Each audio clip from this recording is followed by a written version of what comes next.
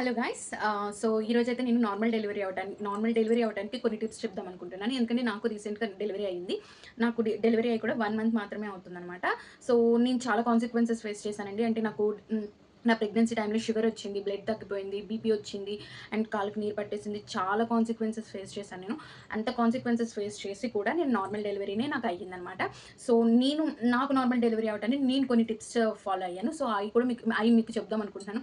అంటే ఎక్కువ మంది అనుకుంటారు నాకు షుగర్ వస్తే ఫ్రీ డెలివరీ అవ్వదు, బీపీ వస్తే ఫ్రీ డెలివరీ అవ్వదని. నాకు షుగర్ వచ్చింది, బీపీ కూడా వచ్చిందండి. సో అయినా నాకు ఫ్రీ డెలివరీనే అయ్యింది. సో నేను ఫాలో అయిన ఒక ఫస్ట్ టిప్ చెప్తాను.